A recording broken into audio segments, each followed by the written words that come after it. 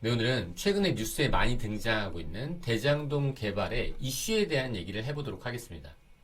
아니, 회계사가 개발에 대해서 뭘 한다고 떠드냐라고 말씀하실 수가 있기 때문에 관련해서 어떤 업무를 했었는지 간략하게 말씀을 드리면, 수천억 대라고는 하지만 중견건설사죠. 이 중견건설사 한 곳은 아니고 두 곳에서 감사 업무, 사업 타당성 검토, 조성 원가 검토, 주식평가, 합병, 분할. 이 계열사 중에 지주회사도 있고 본사도 있었습니다. 물론 지금은 다 하고 있진 않아요. 일부 계열사들만 하고 있고 감사 보고서의 최종 승인권자로 지금 있죠. 어쨌든 2012년도도 제가 아주 초반은 아니었기 때문에 이 초반부터 필드 책임자 역할을 수행하긴 했습니다. 그리고 작은 규모의 시공사나 시행사, 분양 대행사의 회계나 세무 업무를 대행하면서 법인세 신고를 하니까 당연히 수익 구조 같은 건 알 수 있겠죠. 그리고 태양광 관련돼서 친구가 운영 중인 회사에 지분 투자를 했었죠. 토지를 개발하고 시공하는 회사이긴 합니다. 어쨌든 간에 이 건설회사나 개발 회사에서 많이 만드는 것 중에 하나가 이 특수 목적 법인입니다.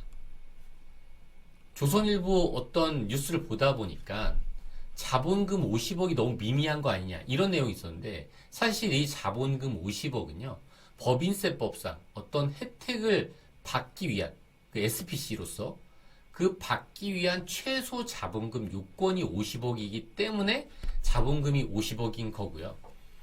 실제로 많은 회사들이 이 50억만 맞춰서 합니다. 대부분의 SPC들이 저 요건을 갖춘다고 하더라도요. 그리고 이 특수목적 법인에, 이 법인세법상 특수목적 법인입니다. 여기서는 감사를요, 회계사를 둬야 됩니다. 이게 법인세법에 나와 있는 규정인데 공인회계사를 감사로 두도록 하고 있어요. 이건 오해하시면 안 되는 게, 회계법인이 회사를 감사하는 거랑 회사 자체 안에 어떤 직원 같은 거죠. 내부 인력으로서 감사를 두는 그 감사를 말하는 겁니다. 물론 참고로 저도 이 감사 역할을 해봤죠. SPC에. 물론 제가 열심히 떠들었지만 제가 기본적으로 회계사 나부랭이로서 한계는 분명히 있다는 걸 인정합니다. 물론 제가 부족한 부분이 많지만 귀동량으로 그리고 어깨 너머로 본 걸 가지고 좀 더 직관적으로 개발에 대해서 말씀드려보도록 하겠습니다. 제가 지인분들이랑 이런 해안가에 놀러 가면 그런 얘기를 많이 하시더라고요. 여기 살고 싶다. 저기 살려면 어떻게 해야 되죠? 땅을 사면 되겠죠. 근데 땅을 샀는데 임야입니다. 그러면 집을 지으려면 나대지로 바꿔야 되잖아요. 나대지로 바꿔요. 그럼 바로 집을 지을 수 있나요? 아니죠. 이 주택으로서 허가를 받아야 됩니다. 공공기관은 허가를 받아야 되잖아요. 그러면 나는 저 땅에다가, 아까 그 땅 있죠? 그 바닷가가 보이는 좋은 그 땅에다가 건물을 올릴 수 있다면 얼마나 좋을까요?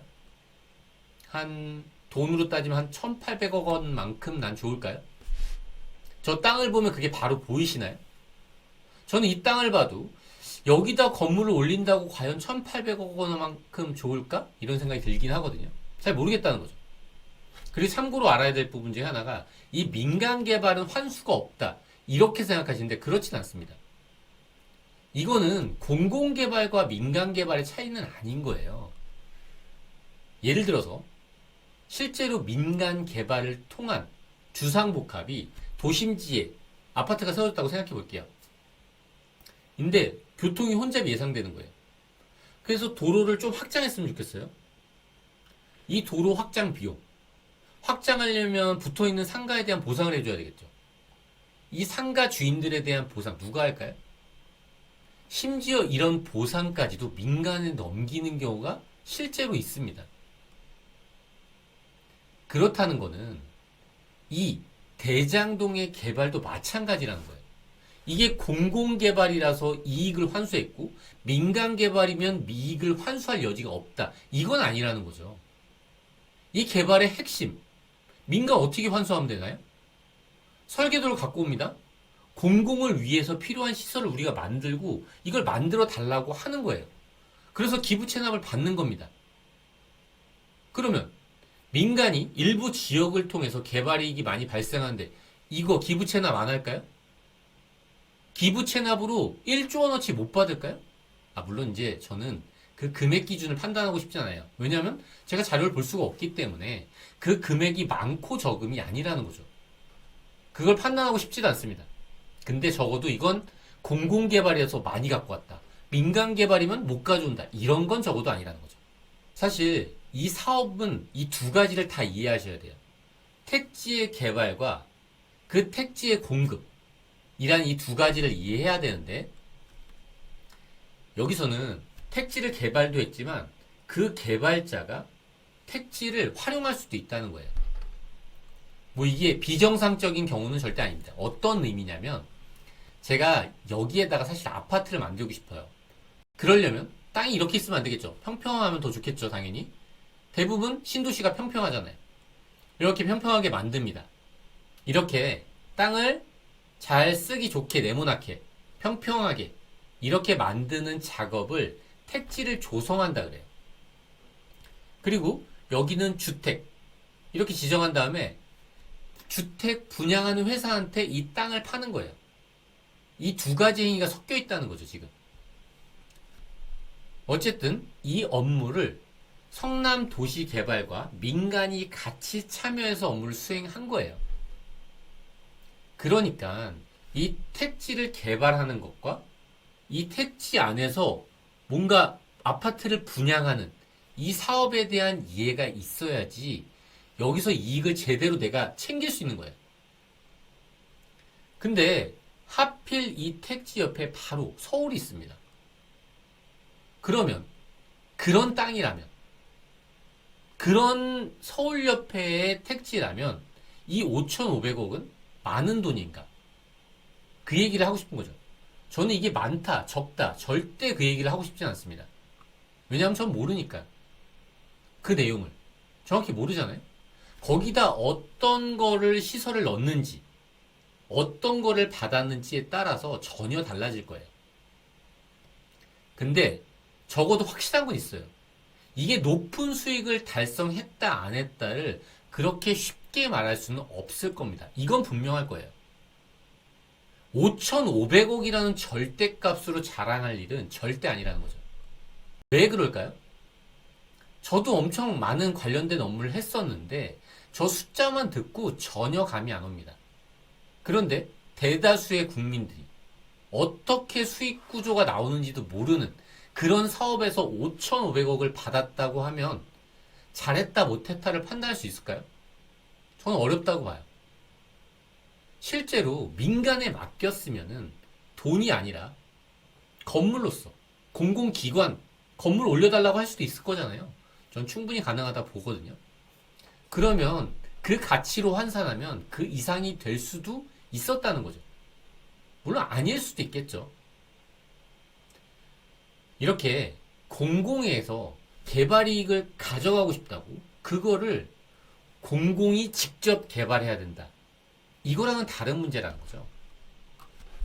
그럼 여기서 뭐가 중요하냐? 내가 저 사람한테 민간 개발업자 있습니다. 저 사람한테 민간 개발이든 공공 개발이든 돈을 많이 뺏어오려면 어떻게 해야 될까요? 그 사람의 이익을 알 수 있어야 됩니다.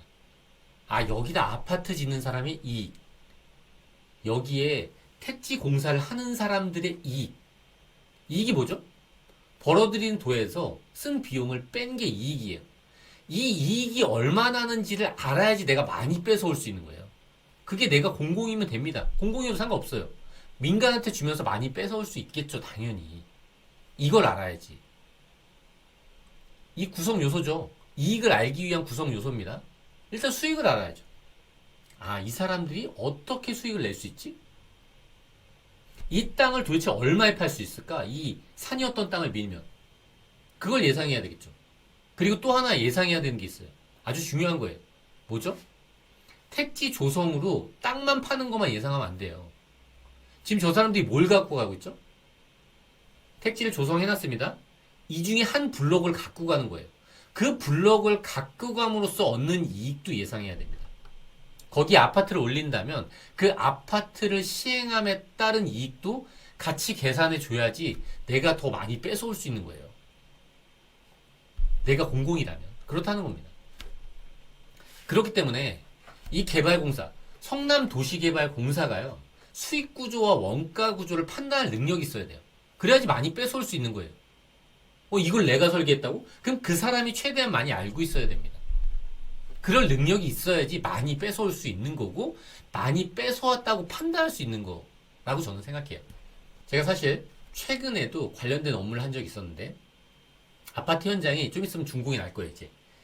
제가 사업 타당성 평가를 했던, 이 사업 타당성이라는 게 뭐냐면, 얼마를 벌어들일 걸로 예상하고, 도급 금액이 얼마로 예상된다. 이거를 금융기관에 제출하는 거예요. 회계법인 도장을 찍어서. 그 관련된 업무를 했지만, 이렇게 금융기관 뿐만 아니라 공공기관 있죠.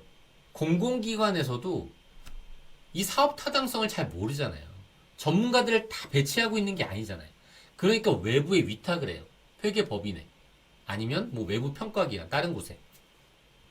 저희 같은 사람한테 주지만 저도 최대한 아는 지식을 동원해서 사업 타당성을 검토하지만 확실한 거는 건설회사의 담당 지금 공무팀?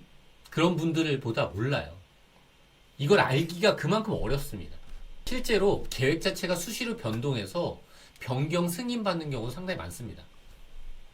그리고 이 층수 있죠. 허락해준 층수. 아파트를 30층까지 올릴 수 있습니다. 50층까지 올릴 수 있습니다. 이거에 따라서 수익성이 엄청나게 크게 왔다 갔다 합니다. 얼마나 왔다 갔다 할지를 내가 알아야지 민간이든 공공이든 많이 뺏어올 수 있겠죠. 돈을 많이 뺏어올 수 있잖아요. 그게 환수 아닌가요? 이렇게 성남도시개발공사가 이 사업을 주관하잖아요. 물론 그 위에 분이 주관했을 수도 있고, 이렇게 주관하는 사람은 토지 조성 원가까지도 면밀하게 판단할 능력들이 있어야 돼요. 물론 외부기관 평가를 맡기겠지만 이게 상당히 중요하다는 거죠. 내가 얼마를 가져올 수 있는지에 대해서. 근데 과연 이런데 적정 인력이 있는지는 솔직히 잘 모르겠어요. 민간개발, 그러니까 민간 업체들이 그렇게 디테일하게 판단해서 사실 입찰을 보는 거거든요. 그거보다 얼마나 더 잘할지는 저는 사실 의문이 들긴 합니다. 그리고 이렇게 기부 체납되는 자산들이 다양한 형태로 있잖아요. 그러면 그 각각의 원가의 적정성 판단이 훨씬 더 어려워집니다. 외부기관의 평가에도 마찬가지인 거예요. 제가 하고 싶은 얘기는 적어도 이게 공공이기 때문에 이익을 회수할 수 있었다 라고 말하는 건 아니라는 거죠. 민간이어도 기부 체납 형태로 충분히 더 많은 금액을 회수할 수도 있었습니다. 물론 더 적을 수도 있겠죠. 당연히 그게 위아래로 될 수 있긴 하지만 공공이라서 많았다. 이건 아니라는 거죠. 그리고 5,500억이라는 절대값이 크긴 하지만 이게 적정하다 안 하다는 말하기 어려운 겁니다. 분명히. 빙빙 돌았지만 간략하게 말씀을 드리면 이런 땅이 있었어요. 근데 요 집 뒤에 잘 안 보이지만 바로 서울입니다. 이 땅이에요. 이렇게 건물을 올릴 수 있게 해줄 수 있는 권한이 저한테 있습니다. 이런 땅을 이렇게 바꿀 수 있는, 제가 할 수 있는 건 뭐라고요? 그냥 허가만 해주는 거예요.